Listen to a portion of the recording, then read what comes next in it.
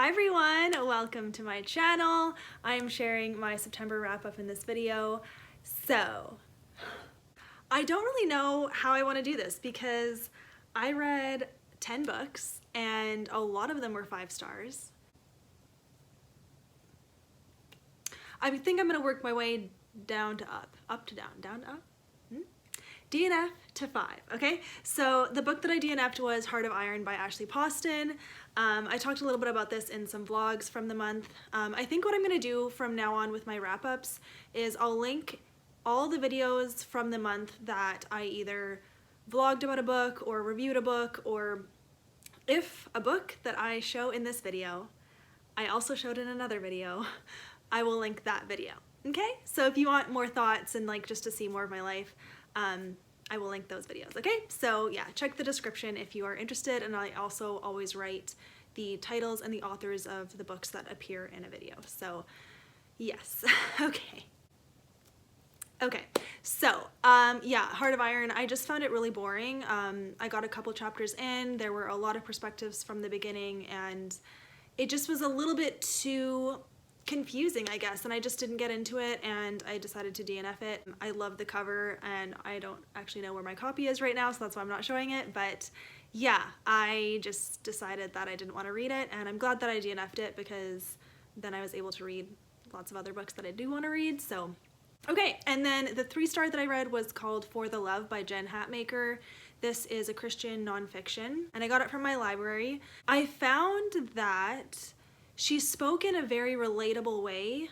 She really wanted, well, this is what I got from it. I don't know if she actually wanted this, but it felt like she wanted the reader to feel like they could trust her and be seen by her and be acknowledged by her. And my favorite thing that she said in the book, I actually quoted it in my review of it, but she said, I don't remember word for word, but something like, okay, I had to pause because my landlords were making noise, so I don't remember what I was saying about the book.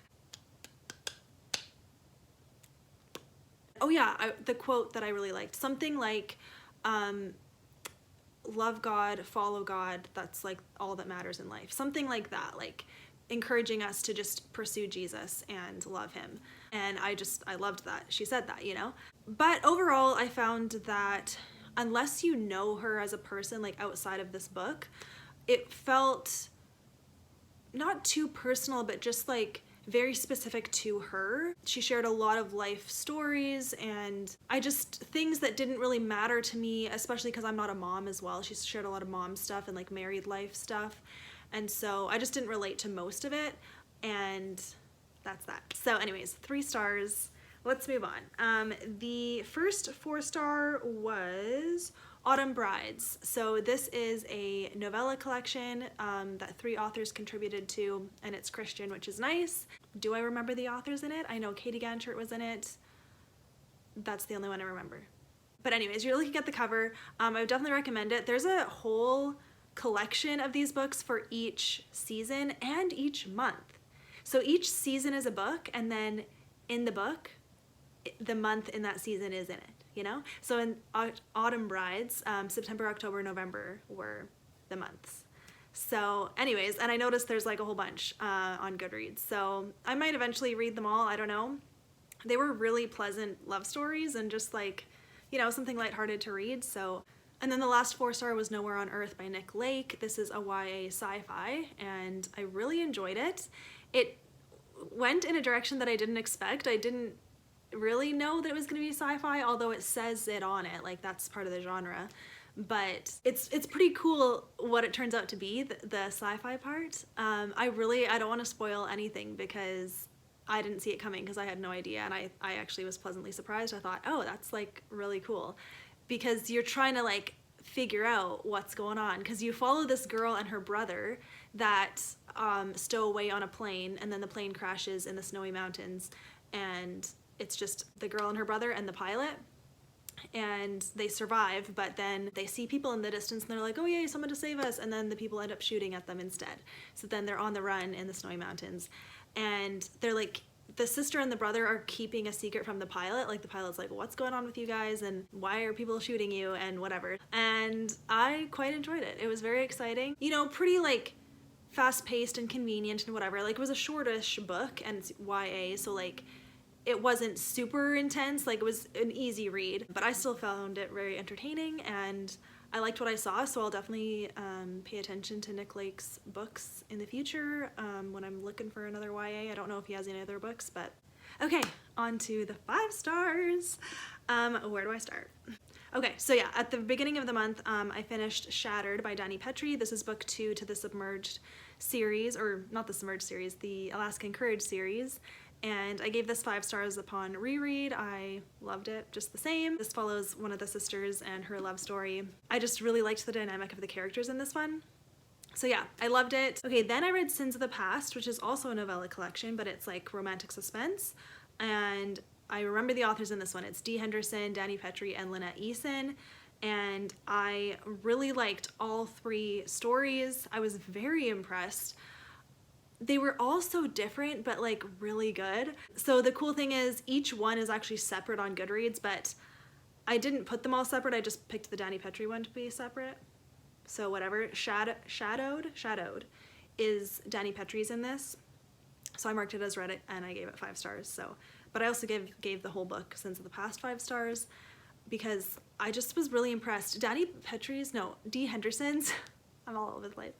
Dee Henderson's is the first one, and it was very slow, but in a really good way for me. I really enjoyed it. I was so intrigued the whole time, and it was basically about this girl who was wrongfully convicted, and then some FBI agents figure out that she was wrongly convicted, and they free her from prison, and she's been in prison for 6 years, and she's trying to like get readjusted to society, and they end up pairing her up with a psychologist counselor guy. It's kind of her process of like processing what happened, and I found it so fascinating. I had never read anything like it before, so it was just a novella, but I was like, I love this. So that was the first one, so great start. And then Dani Pettrey's was really good.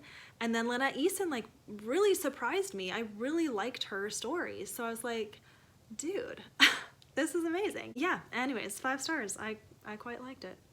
Okay, really quick, I did finish Try Softer in September. This is a nonfiction about anxiety, but it comes from a Christian perspective, and it connects like mental health and pursuing medical help with also surrendering to Jesus and asking him for help, and kind of pairing the two and how they can work together, but then also how like your ultimate healing comes from Jesus. So I really liked that. I definitely needed to read this. I thought it was so compassionate the way it talked about trauma and anxiety in particular. That's kind of what I was reading it for. It made me feel like I could be okay, like that it's possible to be okay eventually, and it gave me a lot of hope in that way. So I definitely love this book, definitely would recommend. It's a really good mental health book.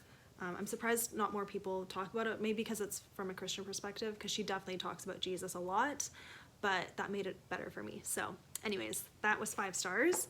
So now my top 2 from the month, you probably already know. The first one is Mind Games by Nancy Mehl. So this is Christian romantic suspense, but like very unique and good. Yeah. So this book follows a girl named Kaylee. She is an FBI analyst, of serial killer analyst. So she tries to like profile serial killers so that the FBI can find them.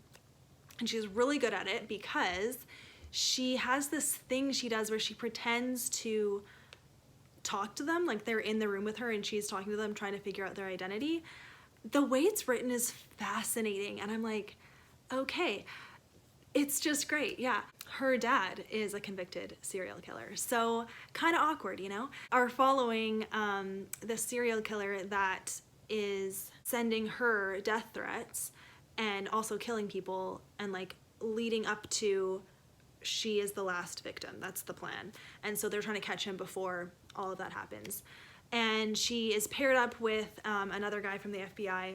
What really stands out to me in this book is the faith. Like, her faith in Jesus is so beautiful. She ends up explaining to her partner why she believes in God, and it was such an amazing way to say it. And I just was like, wow, like it encouraged me so much. And I was like, I could literally say that to someone. She just made it sound so natural, but like her whole dependence is on Jesus. And I was like blown away.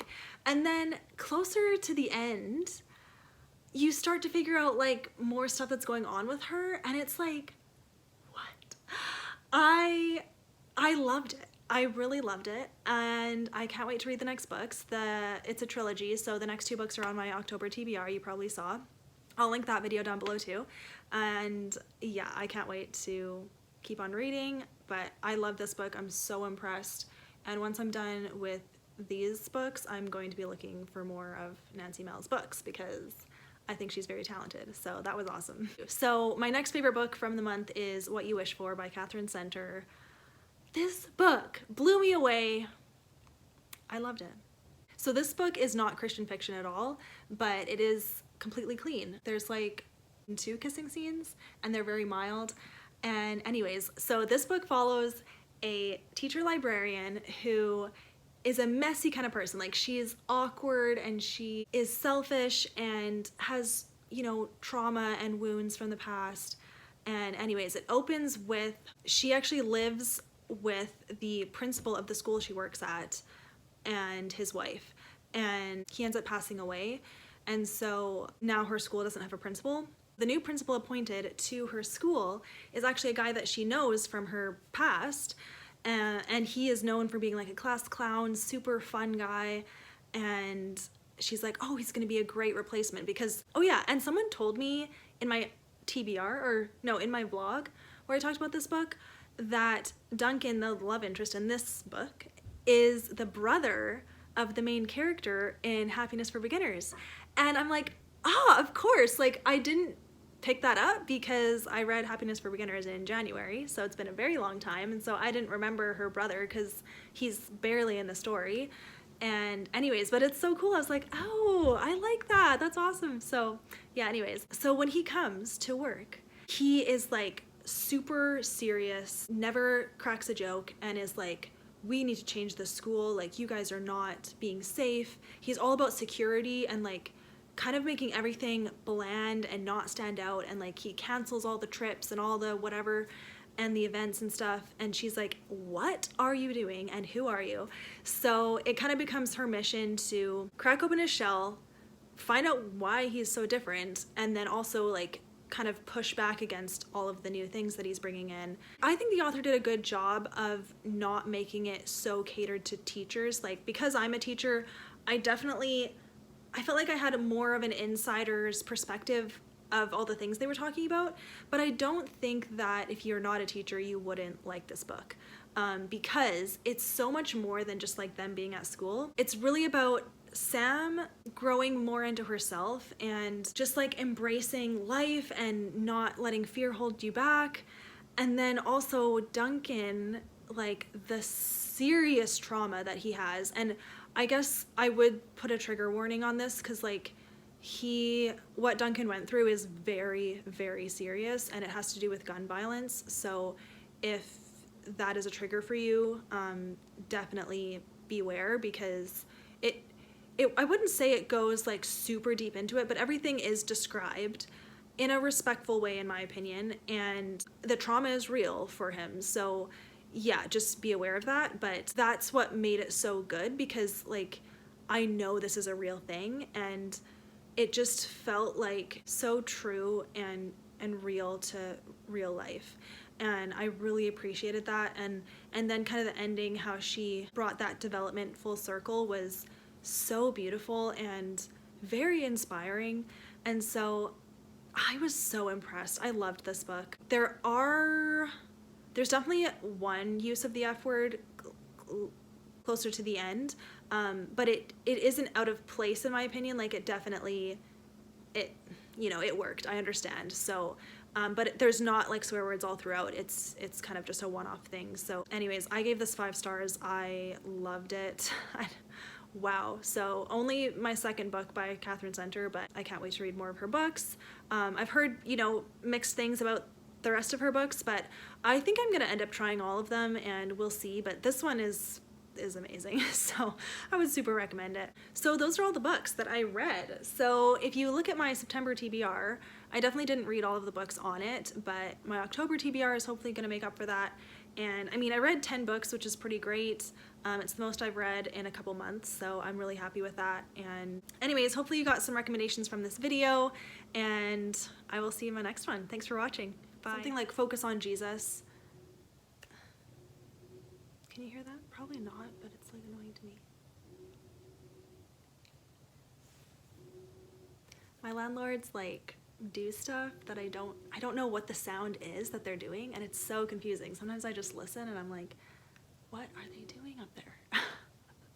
Like it sounds like either a blender or, but then they like pulse it. They like, it must be a blender, right?